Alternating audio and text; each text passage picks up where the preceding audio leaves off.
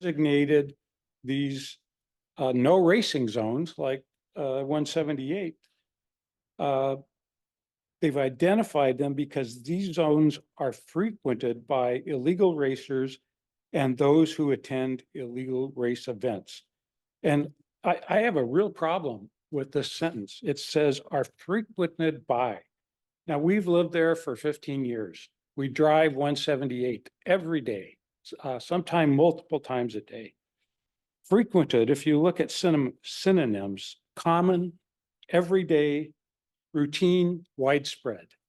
So you're saying that we have routine, widespread racing on 178.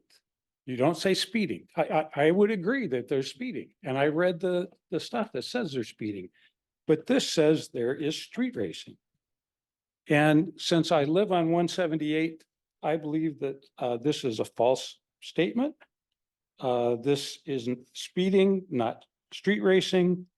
And to me, the signs are untrue and an embarrassment to me as a Lake Forest Park resident. And I would hope that you would sincerely look at what your own regulation says and take those signs down. They do not make sense. This is not street racing. It is speeding. Thank you. Thank you, David. Okay, we're going to move on to online comments. I believe only one member of the public signed in the time frame. Isabel Frankfurt. Okay.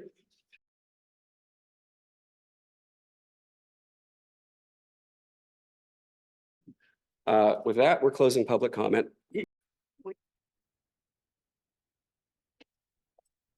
All right, we are moving on now. Under the agenda here, we have proclamations. Excuse me, I'm losing my voice.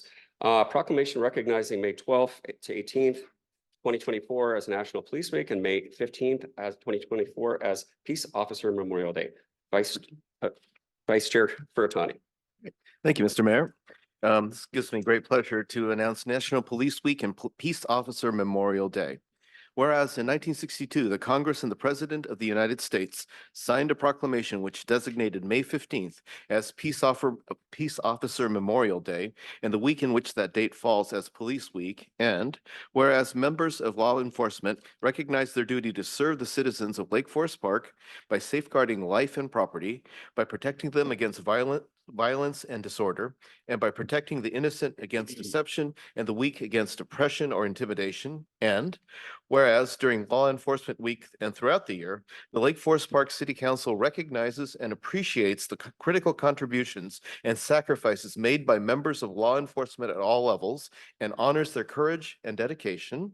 And whereas the dedicated men and women of the Lake Forest Park Police Department provide this vital public service day and night, enforcing the law and safeguarding the lives, property, rights, and freedom of every community member.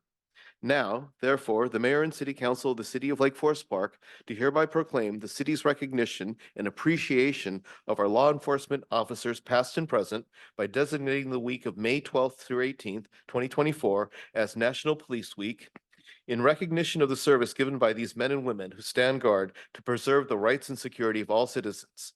Further, the City Council calls upon the citizens of Lake Forest Park to observe May 15th, 2024 as Peace Officer Memorial Day in honor of those fallen law enforcement officers and those who become disabled in the performance of their duty, and recognize and offer our respect to the survivors of our fallen heroes.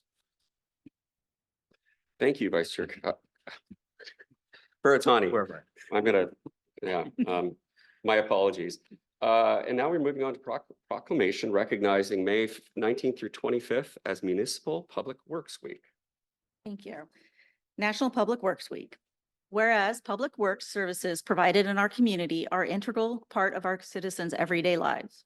And whereas the support of an understanding and informed citizenry is vital to the efficient operation of public works systems and programs such as emergency management response, water, sanitary sewers, streets, public buildings, parks, surface water management, and solid waste collection. And whereas the health, safety, and comfort of this community greatly depends on these facilities and services. And whereas the quality and effectiveness of these facilities, as well as their planning, design, and construction, are vitally dependent upon the efforts and skills of public works officials. And whereas the efficiency of the qualified and dedicated personnel who staff Public Works Department is materially influenced by the people's attitude and understanding of the importance of the work that they perform.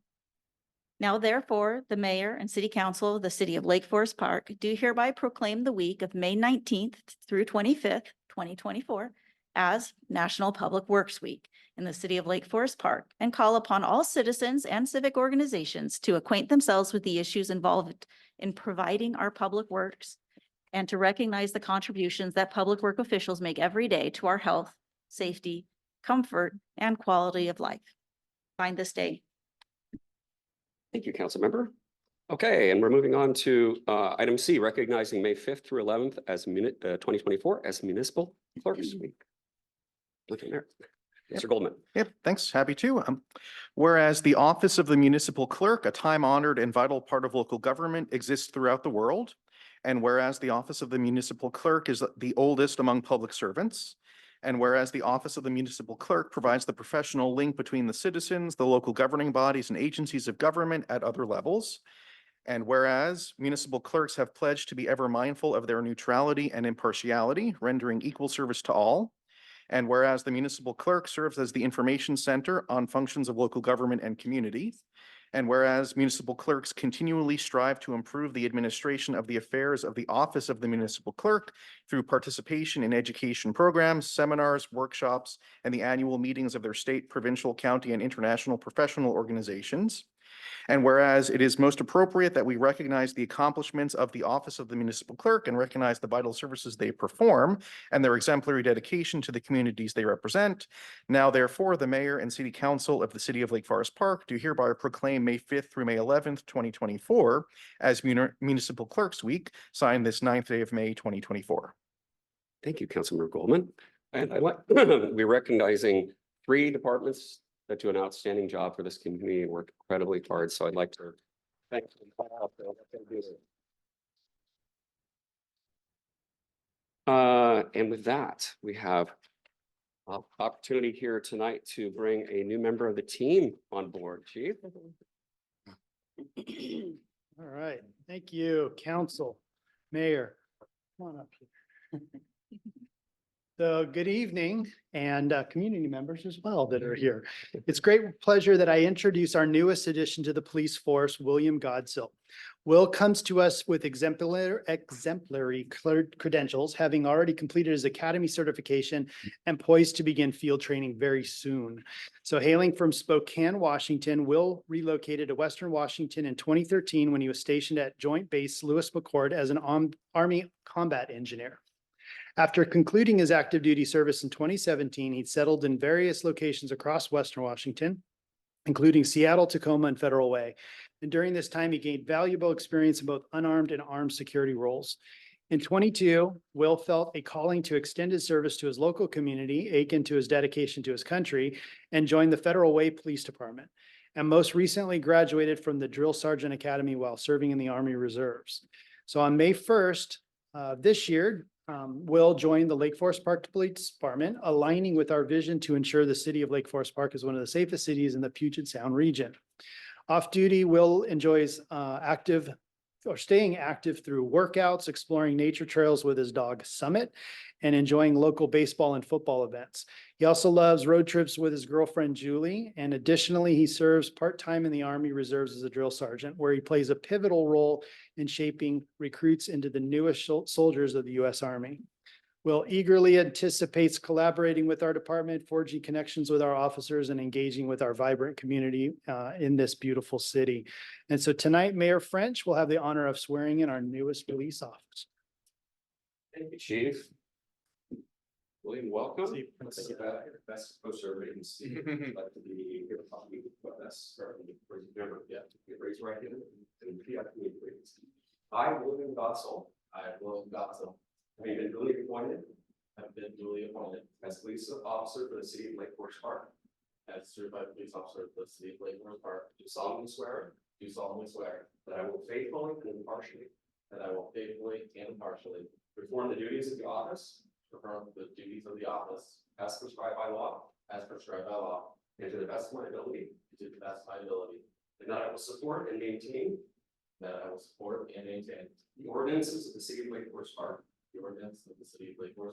and the laws and the Constitution of the state of Washington, and the United States of America.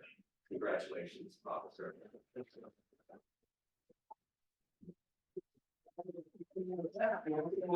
All right, let me get you your badge and your ID. Yeah, guys, we're on the call. So. Now you should get started. You need help. Oh, my goodness. Oh, no, not that. Yeah, it's not a squeeze in.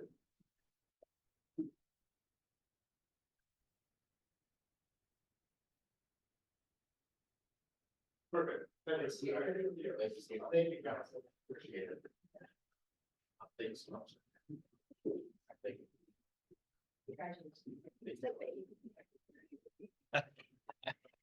Okay. Take over. Is that now or? I'll sign in a second. Okay, Every year they get younger. gentlemen. I wonder why. All right, with that, we are moving on to, excuse me, item B. Lakefront Park schematic design for the preferred alternative design with Amber and Corey. Welcome. Yes. So today we're here with updates mainly. Now advancement of the preferred design, schematic design package, early works demo, cost and gap analysis, and next steps.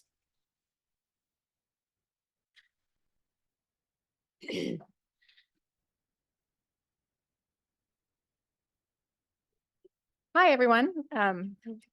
Thank you, Council, for having me yet again to talk about the Lakefront project.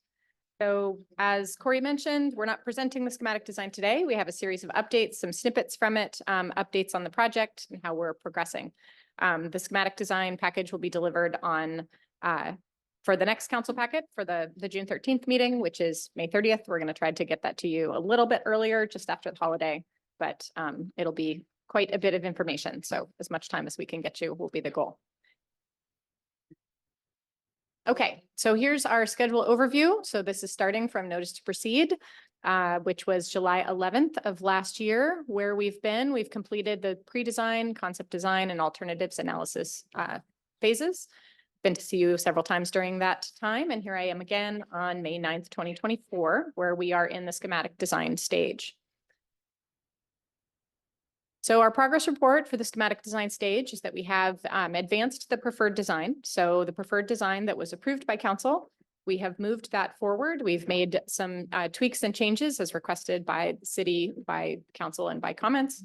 What we've completed is to incorporate all of those levels of feedback and to update the schematic design. We prepared a draft narrative describing the updated design and submitted that for external cost estimation. And then we've begun site modeling. So the cost estimation that was done by an outside cost estimator who performed the initial concept alternatives analysis, comparative costs. We've coordinated with our subconsultants on the scope of phase 2 work to obtain fee estimates and to reconcile and streamline that scope and fee estimate. So this is looking at all of the items that are coming up, you know, what permitting, what funding might be there, or if there are additional requirements of that funding. We did do a of the sub-consultants that were not engaged during phase 1. So the geotechnical consultant, now that we know what we're doing, they can prioritize where they need to do geotechnical investigation, borings, things like that. We have some information from them that I'll mention as we're going on here. So our RCO grant application and submittal. So when I came to see you guys about 10 months ago, and then about 9 months ago, when we did our project look ahead, our schedule, we identified a critical, crucial date of May 1st. 11:59 p.m. as the date for our RCO application. And we set the target for what had been a dream project for this city to identify what the community was interested in seeing, what the program was, what the right approach to that work, what the feasibility and what could be done in the scope of meeting the values and goals of the community and the council. You have met that. We are now 9 months later. We have successfully submitted applications through RCO as well as others. So keeping a project like this on schedule where there are so many players and so many layers of community involvement and information, I do want to just commend the council for that. You committed to that goal and we've done it. So here we are, application submitted, got a little bit of waiting, but there's still a lot left to do. So, congratulations.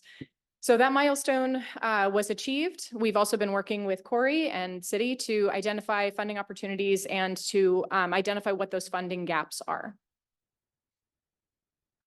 So our draft schematic design, as I mentioned, we've begun site modeling. Our site models are in progress. We do have some visualizations and vignettes. Those were instrumental tools in providing to the cost estimator what we had imagined to make sure that what we're capturing in our phase 2 cost and scope is what you see in those renderings. So when I come back on June 13th and have for you the full detailed cost estimate, the full schematic design package, you'll have a sense of not just what the park will cost to complete, but what the scope of design fees and services are. Councilmember Bodie, the last time I was here, did ask, will architectural drawings and architectural plans and interiors be part of that? Yes, absolutely. And all of that information so that you can make sure that all of the tasks that you're hoping to achieve with phase 2 are encapsulated in that scope. That also gives you the ability to review that information and exercise some cost management or cost control if there are items that you feel like we missed the mark on and you'd like taken out. Happy to do that. So you'll have that full picture at that time. I do have some of those vignettes and visualizations to share with you today, which hopefully will be exciting. And then I'll have an outline of the schematic design narrative and report. So if there's anything that is what the council would consider to be critical information that we would like to have in that report, and it's not on that list, now's the time to have that bullet added so that I can make sure that that's included in that package of information that we'll be reviewing at the June 13th meeting. So our final schematic design package. So we have had these progress presentations. Corey presented to the Parks and Rec Board on May 1st, an earlier version, but similar to what you're going to see, what you're seeing now. I'm here today. And then the delivery of the schematic design package, our target 9 months ago was May 27th, which is holiday. So it will be May 28th. And then again, I'll be presenting that information. You'll have had, 2 weeks plus to review, and we'll review it together on June 13th. So an update on our early works package. So our early works basically project came out of the fact that RCO has already awarded nearly $250,000 or slightly over $250,000 to the city for the demolition of the structures that are on a portion of the property that was purchased with RCO funds. So that funding does expire in November of this year, November 30th. So we need to complete that work in order to take advantage of that gift that RCO made to the city. And so we are advancing that ahead of the project phase 2 schedule. So not risking that funding by holding up other things. We carved out that piece to move it forward to take advantage of that funding. So we have submitted our 90% plans and specifications to the city. The city is in review of that information now. We are on track to make a permit submittal slightly after the city's review immediately is what we're hoping. So likely middle of this month is our target. Our permitting is being done by the local jurisdiction. So we're not getting any sort of state or federal permits with this first piece. And so we're looking for permitting through this summer. And then we'll be, because of where we are in the threshold, we're underneath the competitive bid threshold. So we'll be pursuing some contractors off the small works roster.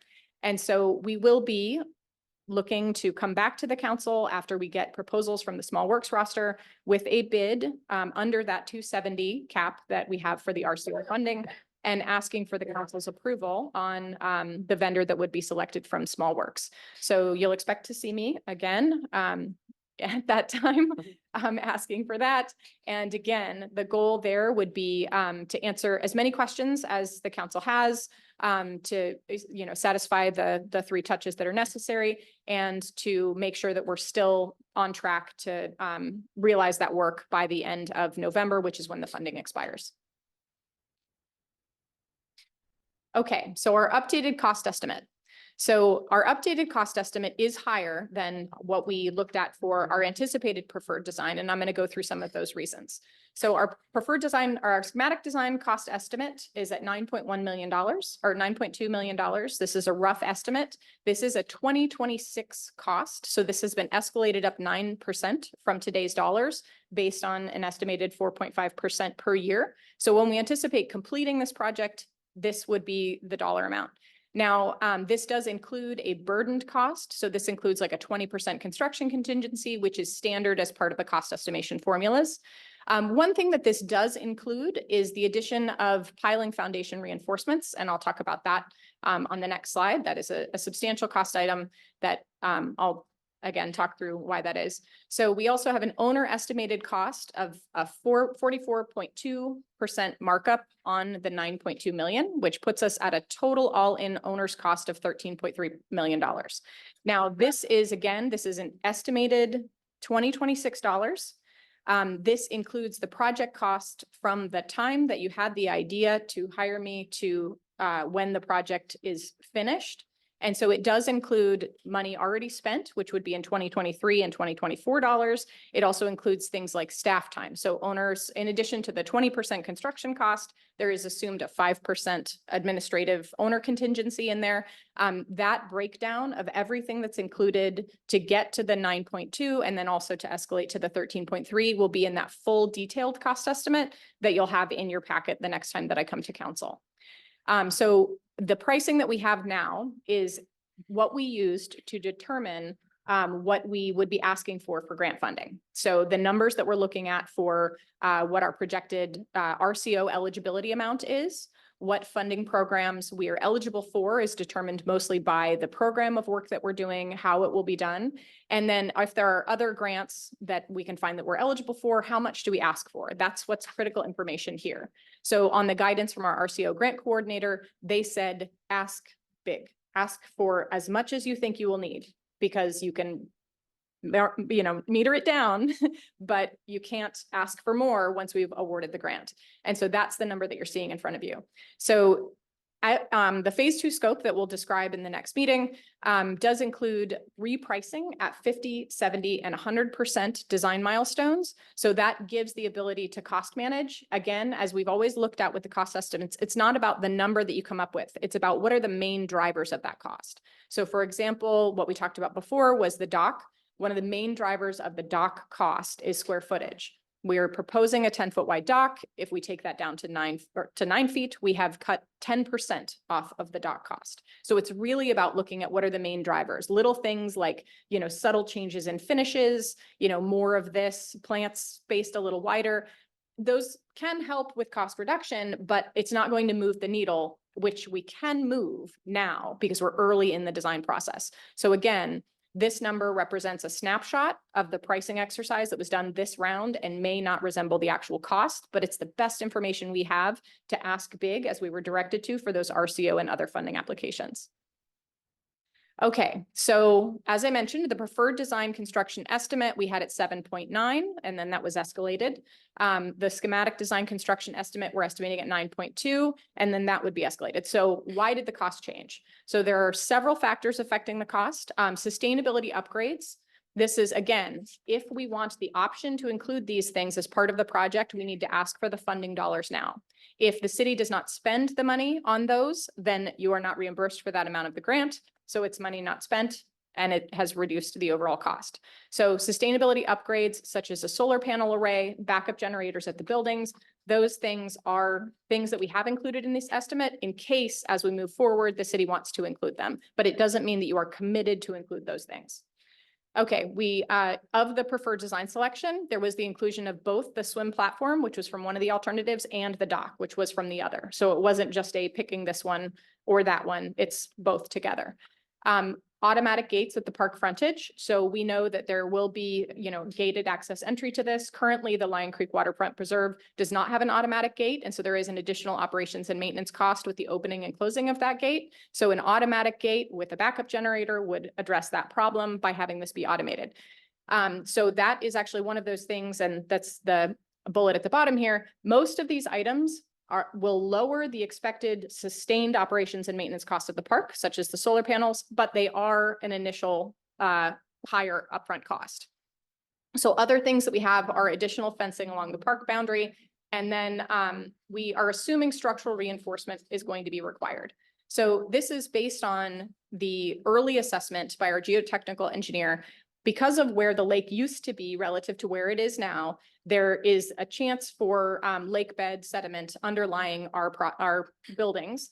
And there's a lateral spreading risk. So if that's the case, then we would be required to reinforce those for the safety of the structure, the safety of the city's investment, the safety of individuals in the structure, to shore that up with piling supports.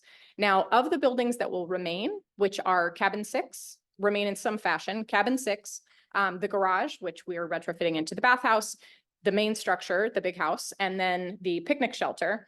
Most of those will be exposed down to the foundation. So the picnic shelter will be, that's the little lakefront shelter, that's going to be demolished down to its foundation.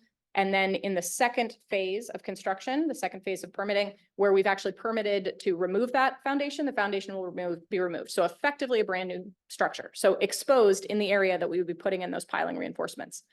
Same thing with the bathhouse. So the garage and bathhouse, it's got this beautiful brick. We're going to salvage that, but the structure is coming down to its foundation. Then the foundation will be removed. So again, putting in reinforcement pilings for a new structure and then reusing that brick as some sort of, architectural detailing. Cabin 6 has a lot of lead. So we will be pulling off a lot of the outside of that structure and likely exposing it down to mostly its foundation. So there will be some retrofit for pilings if they're required. If we get bad news in the geotechnical report, then there is the way that we can pull off a little bit more of that building and put in the piling reinforcements. So in some way, those 3 structures, the goal was always to get down to the place where we would be in the soil anyway. Piling reinforcements are more expensive, but it's not a huge complication. So with the main house, there was not in the initial plan a point where we were going to dismantle the house to expose the foundation. There was interior work that was happening. The house is lifted above grade slightly. So there are some, the footing, the foundation is apparent, but we have not gotten into it yet. So we don't know fully what a retrofit for piling foundations is going to look like. And so there is an increased cost relative to retrofit piling reinforcement design. So it is a 50 to 60% markup of the structural fees if we are required to do piling foundations. So when we start phase 2, we will immediately commission the geotechnical study. They said it will be 6 weeks when they can give us it looks good, or it's the bad news scenario. And that will determine whether we are in class A for structural fees or class B, which is higher. There's also, of course, a construction change on this. This would mean that it's estimated at about $500,000 difference in construction. And so in our 9.2, 13.3 numbers, that $500,000 additional in construction plus the additional structural reinforcement is all captured in that number. So if we get good news, then that number drops down already by more than $500,000. So again, it's one of those things that's smart to include now upfront in those numbers because it is part of what we're asking for with some of these funding applications. And the city should understand, from a planning perspective, what the full cost of the project may be. The goal is to not have unforeseen costs sneak up that then make the project infeasible or dramatically reduce the program that the city is invested in. Okay, so our funding assessment. So we had multiple grant applications submitted as of early May. Additional ones Corey has been working on, additional asks, one ask was increased. The total funding, as I mentioned, is 13.3. Now we're talking about this 13.3 number, even though there are costs that the city has already expended. So for example, the phase 1 construction or the phase 1 design costs, the costs paid to my firm and subconsultants, that is applied against that 13.3 to reduce that number. Because it was money spent towards this project, it counts as matching funds, which are a critical component of this funding picture. So our total eligible costs for RCO will not fund the buildings. And so the buildings represent an ineligible cost. So our eligible costs are 10.3. As mentioned, those big house cabin 6 and the right-of-way improvements, those are not eligible for RCO funding. The bathhouse and the picnic shelter are eligible for RCO funding, so those are in that bucket. Ineligible items don't count as matching funds. So even if the, structure money, the city was paid for that entirely, it wouldn't count to match the RCO grants that we've applied for. So it's really important to sort those costs out to make sure, again, that we're looking at this information in a correct way. So our RCO funding we requested half of the eligible cost amount. That is the max amount that program that we applied for would allow. So there isn't a cap. It is just 50% of your max because it requires a 50% match. So in addition to that grant, we were able to apply for a second program, which is $500,000. And that $500,000 can match the other grant that we get. So now we've got our 50% minus $500,000, where we're starting to see what is the delta in funding. There was additional federal funding that was requested. Because RCO covered so much of the project, the federal funding was requested to cover mainly the ineligible items, but then it wouldn't stop there. It would just cover those, and then the rest could be used as an RCO match. So our Community Development Fund application that city staff has been pursuing is a $5 million amount. So that would cover $3.2 million in ineligible expenses for the project. And then it would leave an additional about 1.8 that could be used towards the matching. So now we're at that 5.6 minus the $500,000 minus the 1.8. So you can see how we're putting these things together to complete that funding assessment and funding outlook that was requested by the council in earlier meetings. So funding assessment continued. So we do have a schedule, and we're starting with it's a list, it's a spreadsheet of other funding applications that we can put together, tracking the deadlines, seeing what we have as eligible and ineligible and how those might be funded. So that's something that we're continuing to work on. There is a summary here of basically the gap. So I'll start with the RCO ineligible funding gap. So that is things that RCO would not cover: big house, right of way, cabin 6. If we get the $5 million, then that would cover those costs entirely. So there is zero ineligible funding gap for that. And it would apply that 1.8 ideally towards the funding gap that we have for the eligible expenses. So if you work through these numbers, and I'm happy to answer any questions about this, but I don't want to spend too much time on this slide. It basically, from the initial 5.16 that the city asked for, we have worked that down, if the funding is received, to a funding gap of $1.3 million. So good picture there. We're continuing to apply for these, and we'll keep the council posted. Should I pause here for questions or just keep on rolling? Colleagues, what's your pleasure? Questions? Keep going, And please. I'll just say one thing is our RCO app is going to be amazing, but like realistically getting all those funds is probably not realistic. So just note that gap might be a little bit bigger than the 1.3. So Thank you. We're hopeful, but it's not a promise. Okay, so now I'm going to share a little preview of the schematic plan, and mainly this will be the visualizations and views, and then that bulleted list of what's coming in the other document. Okay, so this is our site plan. So you guys are familiar with this. The items that you can't see but are represented here are that are changes from the approved plan that the council saw previously. Things like the photovoltaics, the backup generators. You may be able to make out the fencing and automatic gates on the property line. And then, of course, the geotechnical foundations. So some of those cost increases in drivers there. All right, so we're going to walk through the park, basically in the sequence that was presented here. So imagine we're on Beach Drive. We're going to look into the park entrance, move through the parking area, and then move through the plaza to the water. So this is what we're looking at from basically the vehicular perspective, or as a cyclist, if you're on the roadway and you're looking at the trees that are preserved in that central island, the power pole that's preserved in that central island, which was a big cost savings to capture that. This would have, sliding gates that would be automated. And so this would be the front door for vehicular approach to the park. Here we are basically adjacent to that on the path that comes out of the new sidewalk constructed along Beach Drive.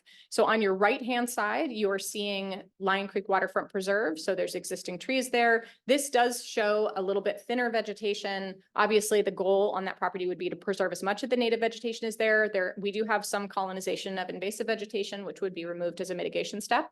The fence that would be along this property would be the same fencing type as the sliding fence that's on the park boundary. That would open fully, and then you would have split rail fencing, basically saying that the preserve is an off-limits place. That's a place that's for the creek, and it's for looking and enjoying from a wildlife perspective, but it's not a place where there's now trails that are back on the edges of the creek as they were before.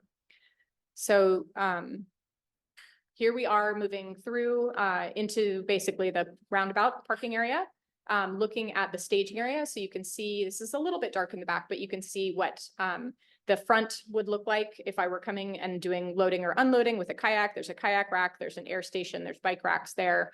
There's a little bit of a seating wall. So if someone is coming, dropping off items or recreational equipment, members of their party or family, and then going offsite to park, then that would be here at this location. So in that visual and in this one, you are seeing that these are all ADA compliant spaces. So that's how they're currently designed, because we know that from the early parking assessments, the most number of ADA spaces that will be required to have is 5. If after the studies are done in phase 2, we find out that we need less, then these would be converted to load and unload zones. Okay, so here we are still in the parking aisle looking out at the new plaza that's created in that space, where you can see the bathhouse on the right-hand side of the frame above the white car. That is the back area of the garage. So most of the garage, the newer portion of the garage, has been fully demolished. We are reusing of the garage structure. We're reusing the footprint. And that's very important because we are still within critical area buffers and regulated zones. And so reusing the footprint allows us to do this with, an easier permitting process, less mitigation that would be required. And then you have the big house structure. So from this angle, you may notice a couple of the changes, like the deck on the side was taken off. There's the addition of an accessible ramp.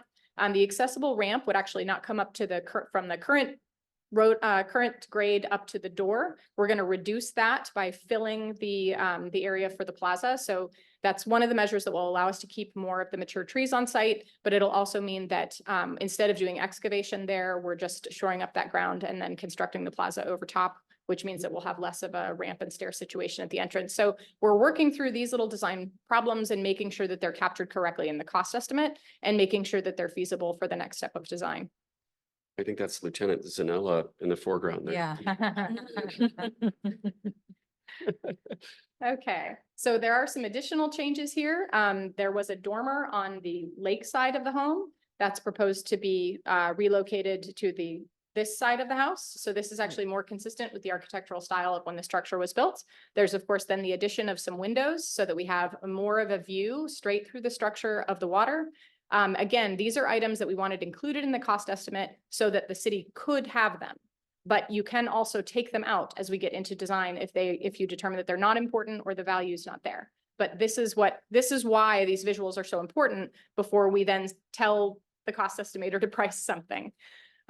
Okay, so moving ahead. So here we are now as if we came in on the pedestrian path, and instead of going towards the parking area, we've curved around to the right. So we're actually basically standing on the property line between the Lion Creek Waterfront Preserve and then the newly acquired parcels. So this is the back of the garage, which you currently can't really get to unless you're kind of squeezing behind a fence.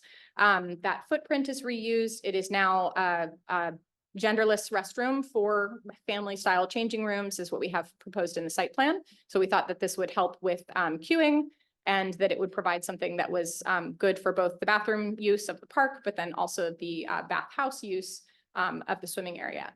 So you can see behind this structure where you actually have a ramp that's coming up. So this is the renovated deck on the main house. We've actually added 2 entrances. We wanted to make sure that you didn't feel like as a pedestrian or as a cyclist coming to this park that you had to go to the car area and that the main entrance was the car entrance. So we wanted to make sure that there was an equitable experience of being a walker coming to this park and feeling like there was an entrance that is of your scale and just for you. So walking up onto this ramp in the back, you'd actually be on the deck and you'd be seeing that view of the water. And then continuing down on the path to the right, you're walking alongside the preserve. And that's where there's little viewing platforms and things more consistent with the type of very passive recreation that's present at the preserve now. So this is the view from sitting on one of those viewing platforms. So you can see on the right-hand side of the frame, we're looking out over the creek. You can see the existing platform and relocated bridge across the floodplain in the back. So the goal with the preserve is to actually improve upon the condition of the park currently. So the preserve we know is for water access is not allowed. It is about creek preservation. It's about giving people the experience of becoming an environmental steward by connecting with the nature in their own local community. So the goal is to, because of the development pressure that's on Lion Creek Waterfront Preserve now, is to alleviate some of that, because now we have this other space next to it. So we still wanted to give people that experience of what they have when they're in the preserve currently, which is sitting on the dock and being quiet with nature, which is listening to the sound of the water. There's actually now more experiences to do that while still giving more space to the creek buffer and actually providing us with some space for mitigation, which we will need to do this project. Okay, so here we are. This is the viewpoint of standing on the renovated deck in back of the existing structure. So this is looking out at the play area that would be situated under the two existing trees, and then seeing the water use in the background. So we do, this playground equipment has not been selected. We did select something robust for the sake of the cost estimation, and then based on the comments that we got in the earlier rounds of feedback. But again, the play equipment has not been selected, so we've got some options there, but the goal was to give a visual of what this could look like. So on your right-hand side behind the existing tree, we do see the picnic shelter, and we'll go ahead and move in that direction. So this is the view standing on basically the edge of the lawn, the edge of the new central path that will take you from the staging area to the dock, and then looking back at the grand house. So in reality, obviously there's a bunch of beautiful rhododendrons where those kids are playing. I don't know if you guys have crawled underneath those rhododendrons, but it's pretty amazing. We'd like to keep that experience as part of the play that's curated in the center of the park. But you are seeing in the back, the expanded deck, the gathering stairs that provides a little bit of stadium seating for if there's events happening or if people are sitting there and then watching kids at the playground. And then of course you see the photovoltaics on the roof of the big structure, and you see the siding opened with additional windows, additional glazing. That is a newer portion of the house. The existing older portion of the house is the portion that's remaining in the brick finish. Here is a look back just slightly further down the trail, also looking back towards the lakefront shelter. So we do have just a pretty simple pavilion space. Open on all sides, allowing for activation, whether it's a group that's, partially in the shelter, partially on the lawn, partially in the shelter, partially in the picnic area. And then the goal here was really to capture something about, sitting at the lake edge and really just being at peace with the view that you're enjoying. And so there's the addition of a porch swing. Again, something that we thought would be wonderful, smart to include in the cost estimate, not required as part of this project if the council or the community decides that it's not appropriate. Okay, and then here we are standing at the access point to the new dock. So as you can see, and this is part of, this is not an active recreation park, and it won't be an active recreation park. Active recreation implies, fitness fields, soccer, curated sports. That's not what's happening here, but this is still a notable facility that people will be recreating on. So where we are standing is actually on just on the property line. The edge of the dock will be just north of the current property line.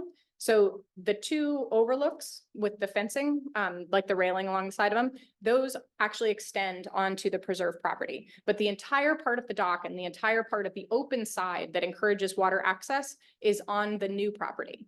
So what we've done by relocating the dock, again, is move the dock out of the existing wetland. And we have created a dock that's specially suited for the use that's proposed in this park, which is one side is a preserve, it's for wildlife, it's for the creek mouth, it's for the fish. So by moving the dock here, by consolidating them, we're giving 40 more feet of shoreline to the mouth of the creek. And then we're also moving the existing newly acquired dock out of that, out of the wetland, and we're moving it to basically the one non-wetland spot along the shoreline, which is why the dock is where it is. And then here is an early view of basically being out above the water, looking back at the shoreline. So when we came to you with a proposal to talk about this park. We did talk about this view as being resident. There will be a lot of people who know this park from its view from the water, whether they're arriving by paddle boat or whether they're boating by. So this is being just beyond the swim platform and looking back at the beach. So you can see the width of the beach is opened because the central dock that's on the the former Turner property, that's been moved over. It's basically on the property line. And we have a much more natural beach at the on the opposite side on the current preserve property. So the goal is to maintain that lawn as it is rather than putting in a new lawn. So again, that's one of those cost saving measures that we're looking at implementing through the design of this project. And then behind it, you have the picnic shelter. And then behind that, you have the home.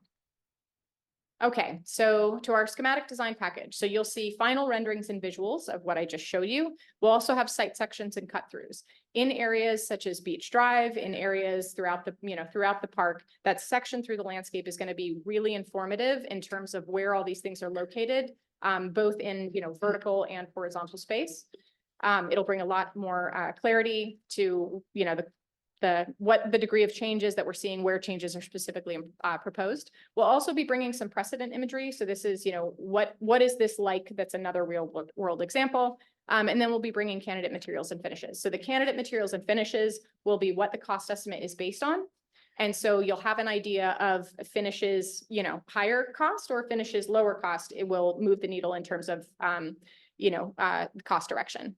So the elements of the schematic design report are presented here. These were presented early on in the scope, the initial contract for phase one, that these were the bullets that we were wanting to cover. Now that we are at this stage, it would be important to know if any of these things are less important or if something based on the experience that you guys have had over the past 9 months is critically important and is not represented on this list. So I know that you may not have that answer for me tonight. That is totally okay. You can follow up with an email to Corey and we'll work that into the document again that you'll be getting and we'll be reviewing together in June. Do you want me to go through these bullets? Colleagues, what's your pleasure?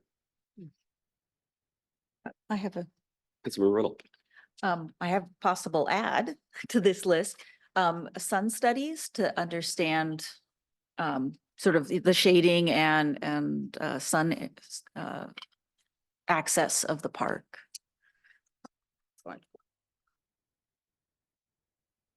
Vice Chair for time. Adding on to Councilmember Riddle's request, also, what would it look like in the rain? Wet. Well, yeah. Yes. It's a good question. Yeah. It's gonna be beautiful for 10 days. We have to talk about rain, right? It's good point.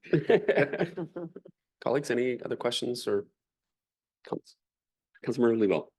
I do want to come back to some of the cost questions, but since we're focused on this particular element right now, we had also talked before about pedestrian improvements from essentially City Hall to the park.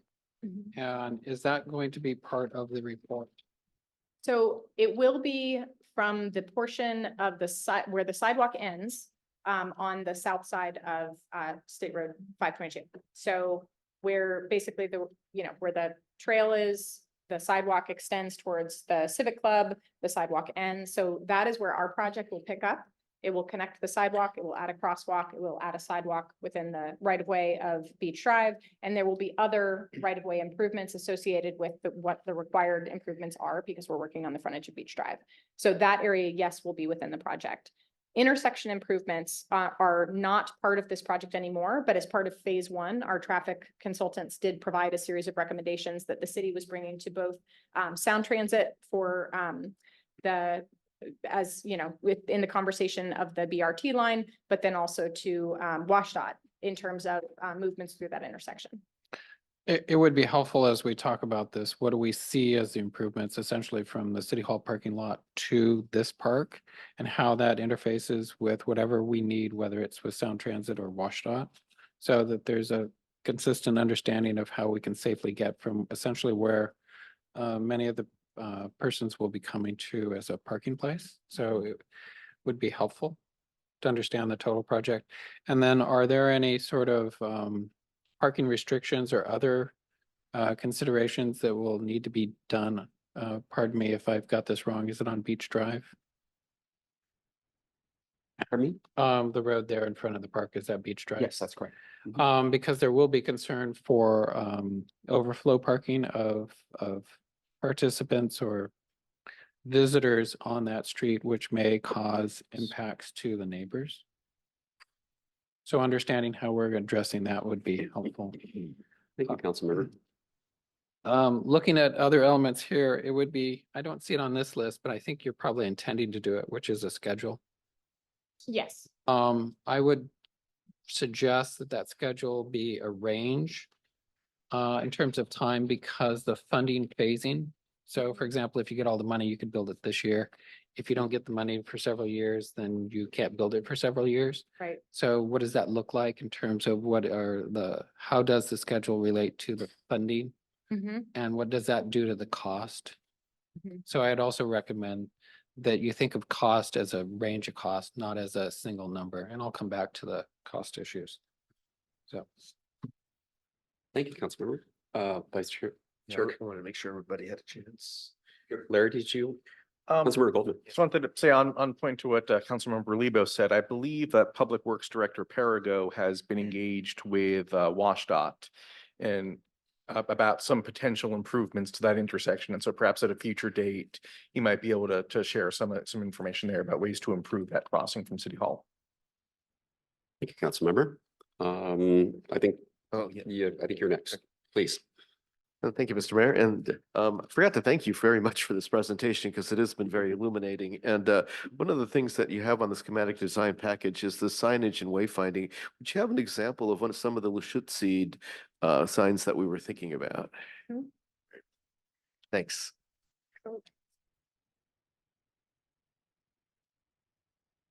Councilmember Riddle. Thank you. And I believe you're going to be going through sort of like a SEPTED safety analysis with our police department and other folks that if that is if there's some sort of formal report that comes out of that, that would be nice to know what we're targeting, lighting and things like that, that would need to be there for safety.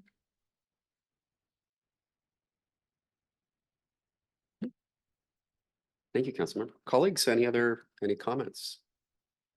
I do appreciate your comment about wayfinding too. We had I think it was in the PRAB, like the Find the Frog maze kind of conversation, something like that. Having kids have an opportunity to scout about and learn about nature. So, yeah, please. Sorry, you keep saying things that make It's all right. integrating sort of native and indigenous aspects. Is that something at this schematic design report that we could start highlighting some of the considerations for that? Or is that, where's that falling in the project? Can I respond? Is that okay? Oh, yes, of course. Yes, of course, sorry. No worries. Okay, so yes, so as you know, Long we worked through an exercise where we did an interpretive plan where we talked to community members and community stakeholders about what was resonant in terms of meaning and message and placemaking. And so, yes, in the design narrative, this will include some discussion of how those elements can be incorporated within the programmatic vision of the park. And so how those things are actually implemented will come in the design phases, but we will have recommendations for what we're envisioning at this point, and then how those were tackled in the cost estimate as well. To the item about the SEPTED review. So a safety in parks assessment is something that we do as part of the design narrative. But in terms of a formal separate report where we're engaging with, like the police department, that was not intended to be provided for the schematic design. But I can definitely send over, it might be good to have their feedback on the report draft. And then we can incorporate that into phase 2 comments if that's helpful. Thank you. Okay. Thank you. Colleagues, any further questions or comments? Okay. Would you like to move on to the next? Yes, absolutely. Okay, so questions and discussions. And then I've got next steps after this. So I can either roll to the end and then we can get to the funding question, or if we want to go to the funding question now. Colleagues, what's your pleasure? Should we just continue? Okay. Okay, so our next steps. So the remaining milestones in phase 1, we have that RCO deadline, which was submitted today. I'm making this presentation to you. May 28th, we'll get you'll actually have the documents that I'm referencing. You'll have those as a complete picture, incorporating the comments that I've received today, and then any follow-up that you guys want to pass through to Corey. And then June 13th, I'll be at the working session where we'll have, we'll be able to have a more comfortable back and forth about the phase 2 scope. And then June 13th at the regular session, I'll be presenting the full amount of the schematic design package, and doing project closeout. And then of course, you'll get an update on early works at that time too. So we can also handle questions about, you know, the scope. Obviously, that's going to be part of the council packet. But just giving the opportunity for the council and us to have back and forth, is why the plan is also to be at the working session. So that really then is the transition point between the end of phase 1. And then you'll have everything that you need if we're to move forward to phase 2 in succession. So the phase 2 initial milestones and all of these dates are TBD based on funding, based on approvals, all of that things. But the goal is to get to the end of late September. As I mentioned before, as soon as we get notice to proceed, we'll commission the traffic studies, which will be the in-depth detailed traffic studies now that we know what is actually coming, what's proposed, what the occupancy of the site will be, how many parking spaces we're fitting, that sort of thing. All of the design, the schematic design, that's all informed by the work that the traffic consultants did in phase 1. But because we didn't actually know what was happening with the site, a traffic study could not be done. So now we're at that point. So the traffic study, the geotechnical analysis, the supplemental cultural analysis, and I believe that there was one more that I am not remembering, but anyway, those will start immediately. Oh, the biological evaluation, which is critical for our permit submittal, which we are aiming for in that September, October. So end of September, early October, we'll submit our federal permits for the shoreline, which will allow us to start that clock on the planned, at least, you know, the 1 year. It may not be a year, but we want to give that in the schedule. And then I will, in my next schedule update to Corey, which we do monthly, I'll make sure that we've included the date that RCO has said that those funds would be available if they were awarded, which is July 2025. So that'll be an instrumental part of the phasing. And then Corey and I can talk about the other grants that we've applied for, finding the information of when those funds might be available if those grants are awarded. So we can add that to the look ahead as well. Okay, so there we are. Thank you for your time. If there's any additional questions, I'm happy to either listen to comments or respond to questions if acknowledged. Council questions for Amber or Corey? Yes, Councilman Willie Bill. Thank you. I'd like to go back to, I believe it's slide 15.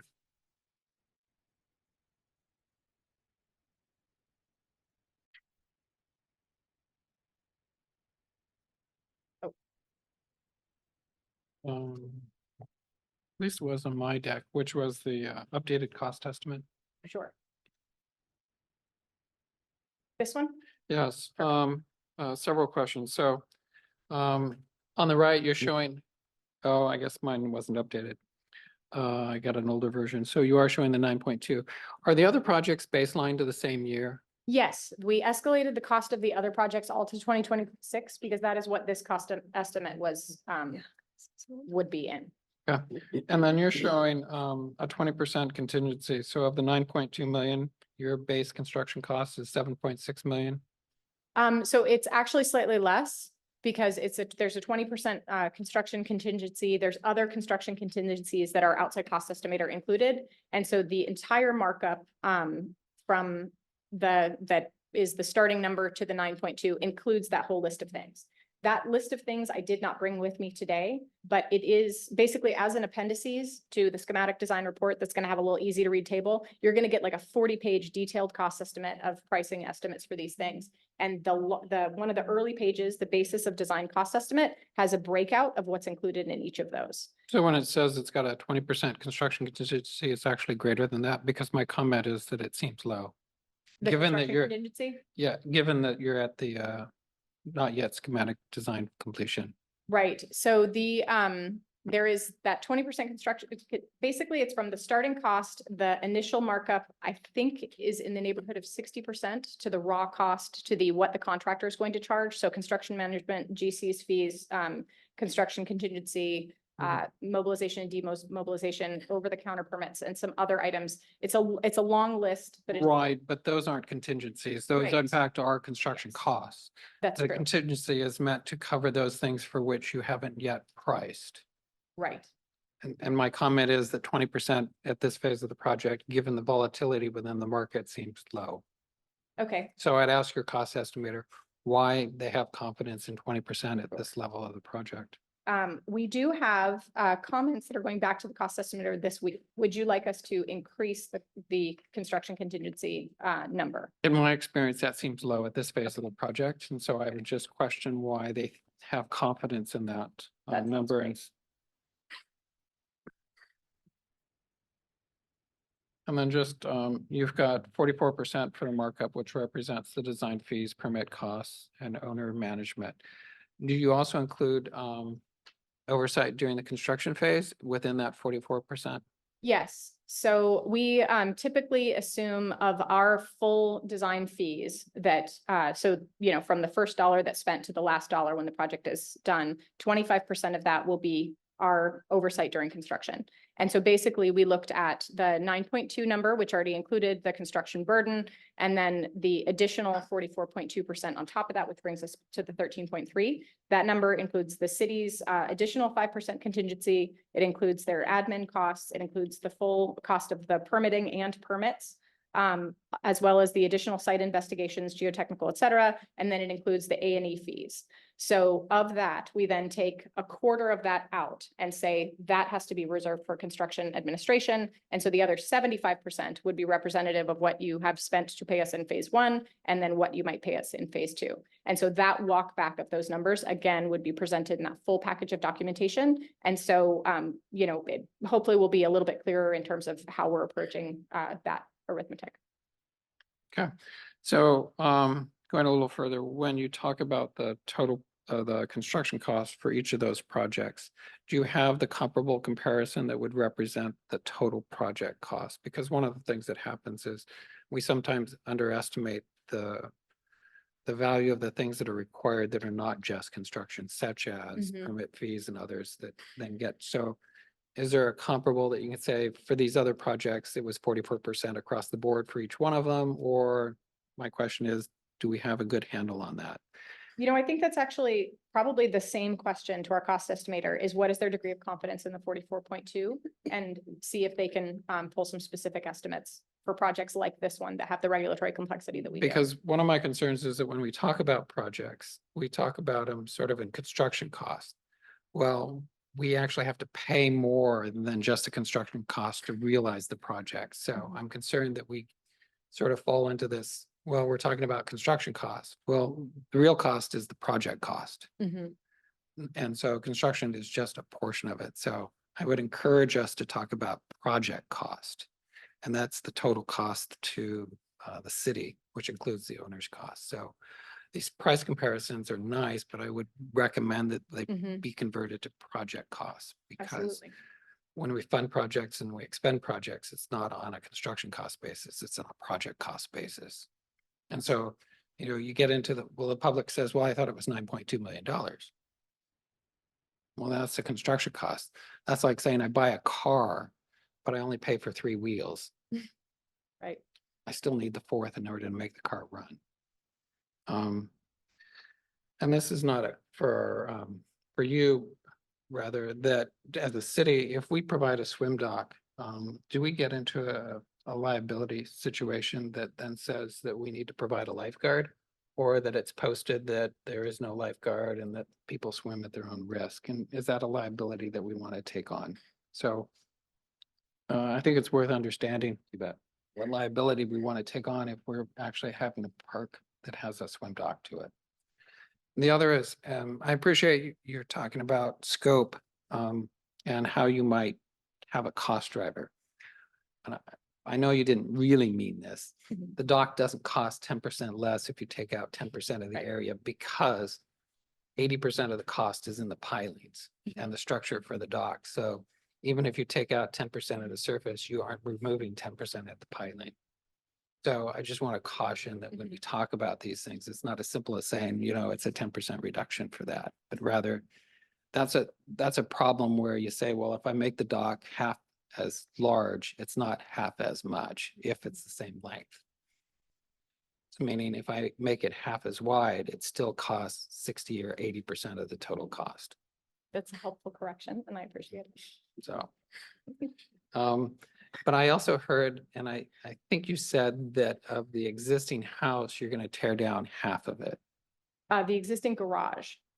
So the existing house, we are keeping the integrity of the older portion. We didn't add any windows or glazing. The to brick that space. portion, The brick portion, yes, but the other half of the house is a wood frame structure. right. And what I thought I heard you say was that portion of the structure gets demolished. No, that portion of the structure gets changed more so by the addition of the glazing. Like we wouldn't, So it's, Right. it's a two-story structure right now, Mhm. and to open it up with a vaulted ceiling, that structure probably won't accommodate that. So has your structural engineer looked at it, because it's probably cheaper to tear down that if you really want to get a vaulted structure there.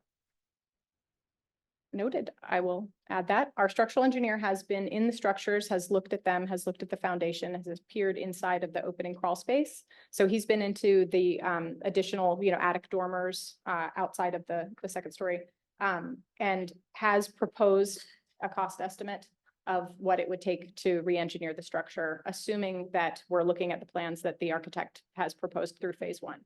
So it is an educated estimate that they've provided. It is a structural engineer with a substantial resume. And so I do have confidence in their estimate that they've provided, but I will definitely bring this feedback to them. It may be in the cost estimate, but that structure couldn't be accommodated through the existing wood frame structure. Not with that amount of glazing, and there's no way they have a vaulted ceiling for that type of structure. Just not, they wouldn't have built it that way. So my guess is they're probably going to come back and tell you to tear down the wood portion. And I suspect that the foundation is probably not in great condition.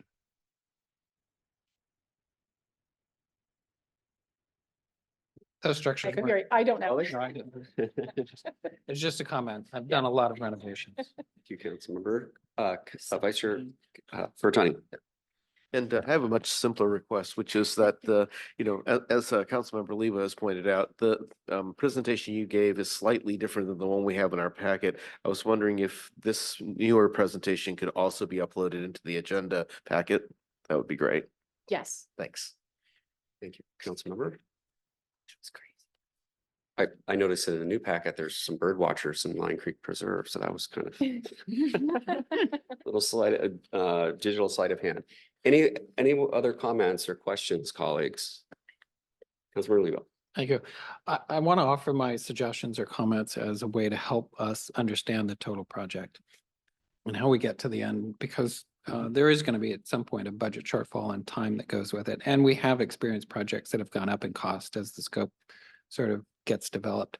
But I would offer that I very much appreciate your presentation and the thoroughness and the ideas that you've presented today.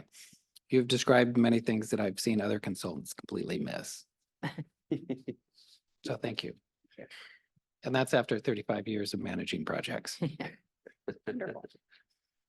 Well, thank you, Amber and Corey. Excellent work. We really appreciate that, and we'll be looking forward to seeing the next stage here in the coming months. Thank you. Thank you again.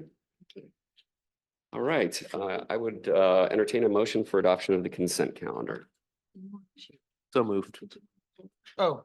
Yeah. Yeah. Okay, I'll second and then we'll do an amendment. It's change.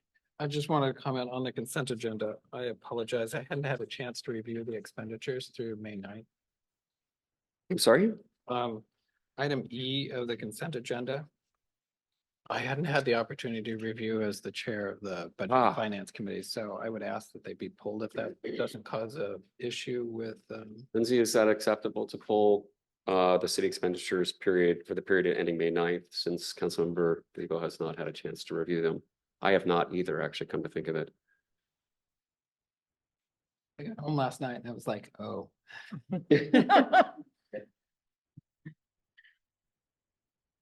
I think we're okay. The bills will be paid. It'll be a prepaid and then you will Yeah. review it for Okay. accuracy. Thank you, That's Councilmember. fine. Appreciate it. Okay, it's moved Thank and you. and Thank you. seconded to adopt the consent calendar with item E removed. Is it acceptable to the maker? That of the is motion? acceptable. Thank you. All those in favor signify by saying aye. Aye. Are there any nays? Guys have it. Thank you, council. Okay, ordinances and resolutions for referral, introduction referral. Andy Sylvia is going to be joining us. Andy, welcome. This is resolution 24-1954, accepting the accessible curb ramps construction project. Thank you, Mayor. Please. Evening, everyone. Yeah, fairly straightforward proposal, I think.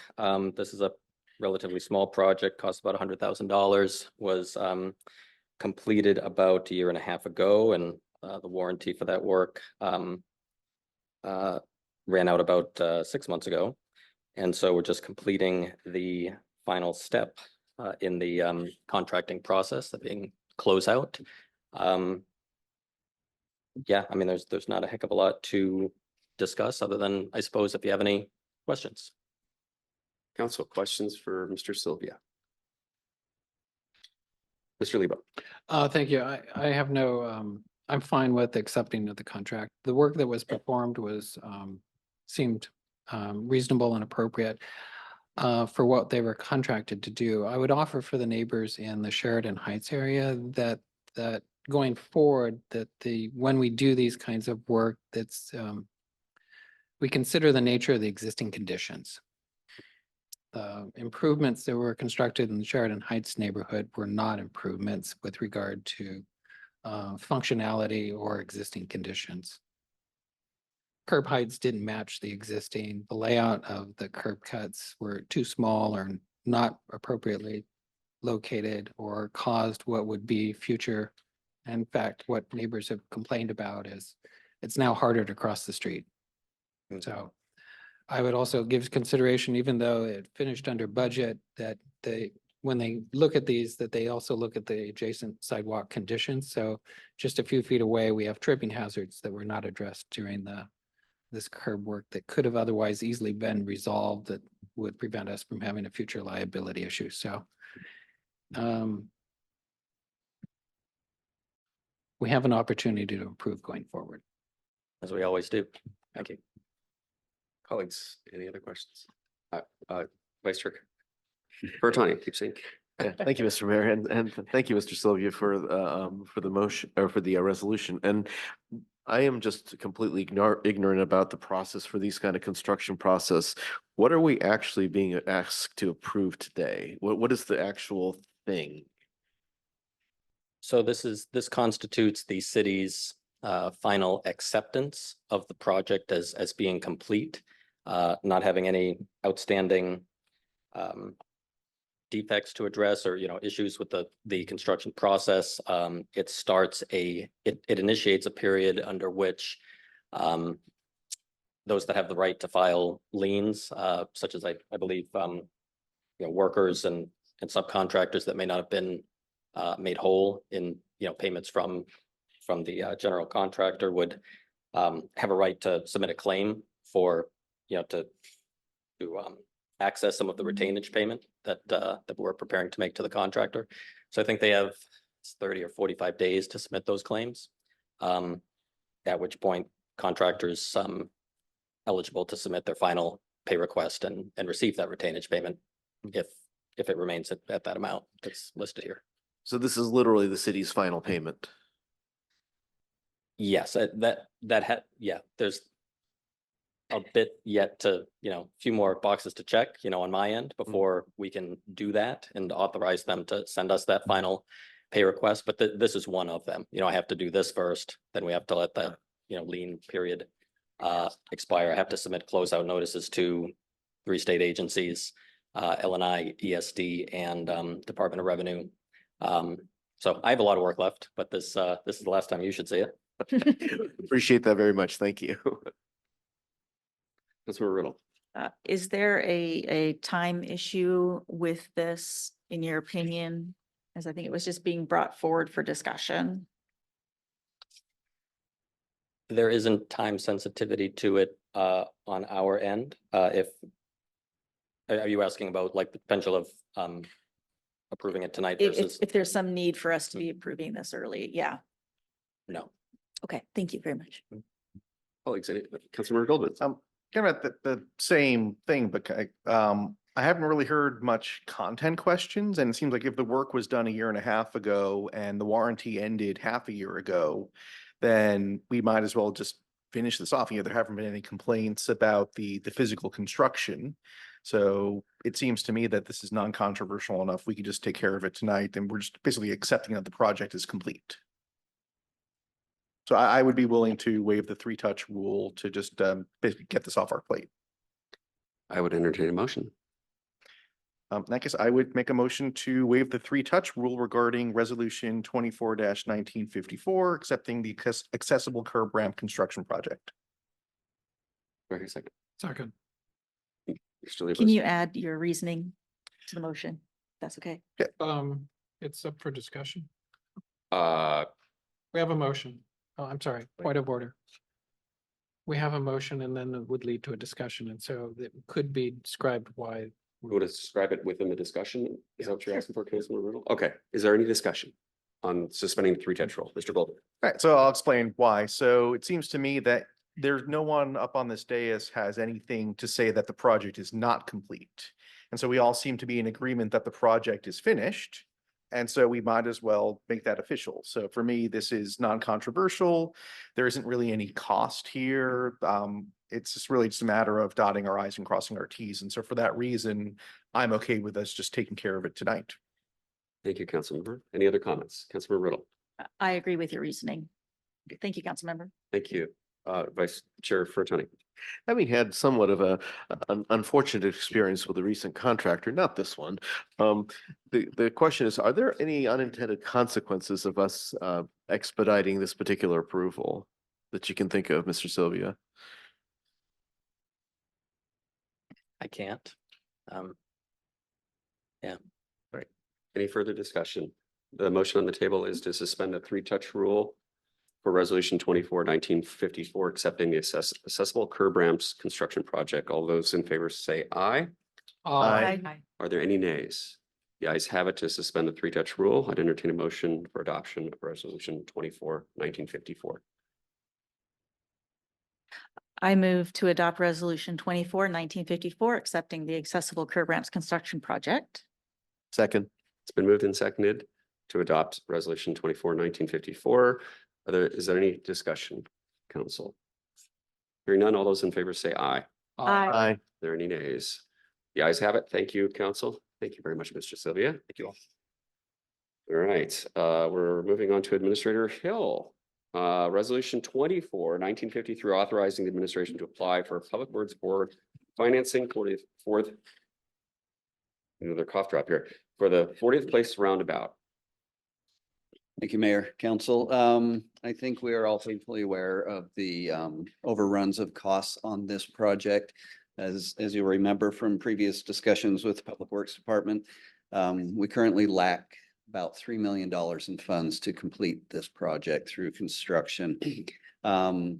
Our solution would be, one is to go to the Transportation Improvement Board. We've already spoken to them and indicated to them that we would be asking them for an additional $1 million. We've had some discussion, feel fairly confident that that's something that can occur.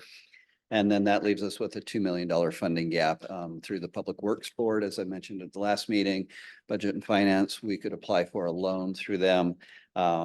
This would be a 10-year loan at 1.71% interest and would be supported by the Transportation Benefit District revenues. As you remember, Council during this biennial budget adopted a $10 increase to tabs and a 0.1% sales tax to provide additional revenues.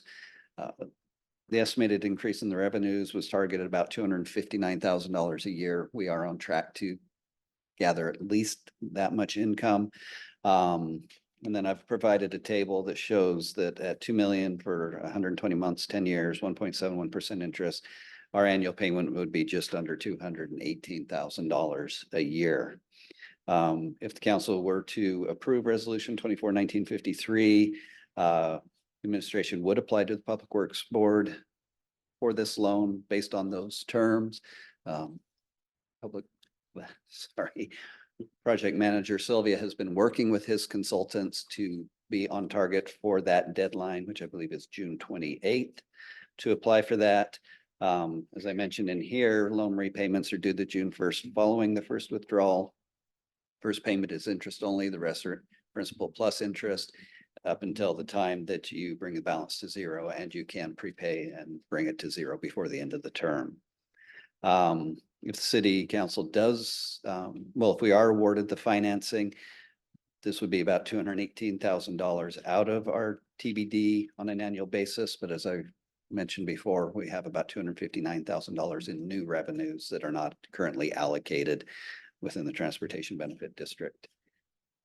Just one last item. This was included in your packet, but I don't think I put the update on. Councilmember Lebo had asked of these funding sources. We've given you a kind of an itemized list, thank you, of costs and where we would be. The question was, how much will we have spent by November 1st of this year is roughly 1.6 million, inclusive of all design and right-of-way cost. The WashDOT money that we got, the $650,000, that is one that if we didn't move this project forward, we would have to pay back. The question was how much of that will be spent by November. About half of that, $315,000 will have been spent by November. The November 1st date is important because that is when we would find out from TIB if we were getting funding there. So we would go out, get the loan, know that we've got the $2 million, and then we have to wait until November to find out about the other $1 million. So you are not asked to take any action on this tonight. This is a second touch. We will be back on May 23rd for the final touch and action. So tonight I'm here to answer any questions and to find out if there's any information you would like brought back for the 23rd. So thank you. Councilmember Riddle. Is there a early payment penalty or anything like that if we opt to? No, there's And on the Public Works Board loan. on the loan, yeah. No, there's not. Thank you. Councilmember Golden. Yeah, just information on the table, there's distressed and non-distressed funding types. I was wondering if you could just clarify what those terms mean. So those are just community in distress. So that would be extremely low income areas is one of them. And I don't have it in front of me, so I'm not going to quote the rest of it, but we do not qualify for either one of those. Yeah, I was just curious what it means. I mean, even one, considering current interest rates, 1.7 seems eminently reasonable. Yeah. And that is the current rate for this year. That's what we would be applying for. Last year it was 1.72, so it went down 0.01. So huge savings. Let's check around the horn here Yes. first, if I may, Councilmember Riddle. Colleagues, any other questions? Mr. Lebo? It's good. Anyone else? Please. Depending on our anticipation for the TIB $1 million, and since that's coming after this loan request, is there any value in requesting a larger amount in the event that we don't get the TIB? Had you kind of gamed that process out, what that might look like? The $259,000 that we get a year would not support that. So you would have to dip further into your TBD to pay for that. I guess we could always, that's a question for council. I mean, do we want to go that route, knowing that if you don't get the $1 million, Okay. and I don't know if Andy has an answer to this, but we've had these discussions. We've let them know at TIB what we're doing, how much we're applying for, and what our need will be from them still. And we've gotten some good response back. It's ultimately not up to their staff, just as here. Their board will have to make that decision, but I think we have good support from the staff to ask for that.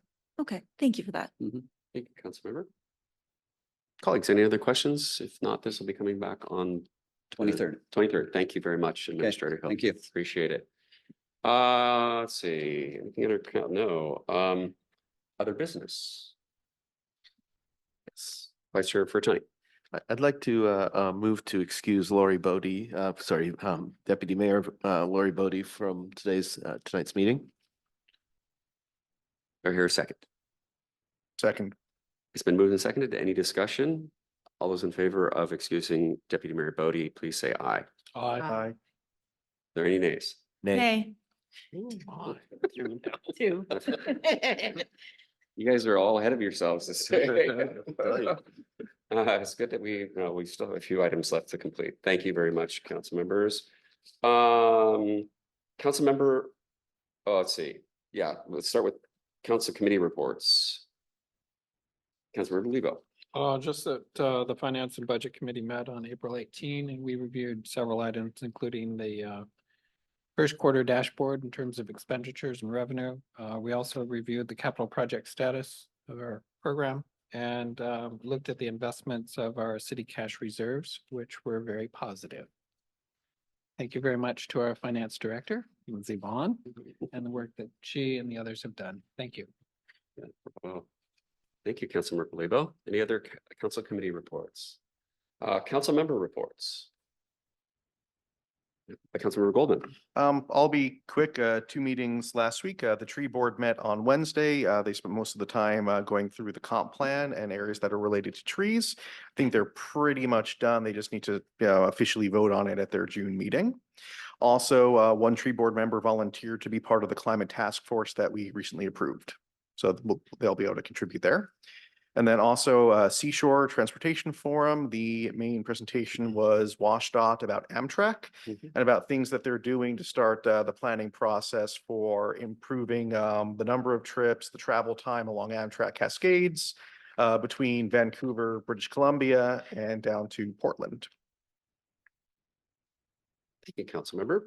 And on point, I will be, regarding the tree board, I'll be interviewing 2 candidates next week. Good to hear. Vice Chair Bertani.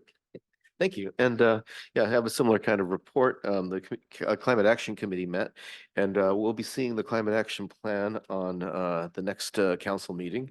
It'll be in your packet. I have to give it away. It's a phenomenal piece of work, and I'm very proud of the committee itself. And of course, to our wonderful sustainability director, Corey Roche, who led them through a lot of the discussion. The other thing that they did was, I think there are, I believe, 3 members who volunteered to be part of the climate element. What is it? Planning. Was it For the comp plan. team? Yes. Yes. Yes. So yes. So and we also have 1 alternate as well. Great. Thank you very much, Councilmember. Any other councilmember reports? I'll make this very brief because we have an executive session coming up here. Attended the North End Mayor's meeting. It's the first time they've met in person. We met in Kirkland. It was a very small group of 7 of us and David Hoffman, the executive director of Sound Cities Association, but a fantastic small group, but fantastic discussion. And we're all committed to doing that on a very regular basis because in-person conversations and being able to share resources are, and I won't bore you with some of the success stories in that regard, but some information that has been shared at some of the other meetings virtually has helped other cities. And that dissemination of challenges and solutions is really very helpful to all of us and saves lots of resources and time. The only other thing I would say is hats off to the PD and their team, Chief's team. They are working really, really hard. There's a lot of things going on out there in the community, as well as I mentioned in the leadership team meeting. There are a lot of deer out there, folks, so be careful. I mean, little tiny ones. You've probably seen the pictures that are being shown around. There were 3 right down here by Mackler Creek earlier today. So any other, Mr. Hill, city administrator's report? Is there anything to add? Okay. And with that, we have an executive session pursuant to litigation per RCW 42.30.110 parens I or 1 parens I. What are we looking for in this session? Okay. Thank you, Mr. Hill. And Minister Hill, we will. Point of order, are we taking any action after the executive session? No. Thank you for asking. Okay. To executive session.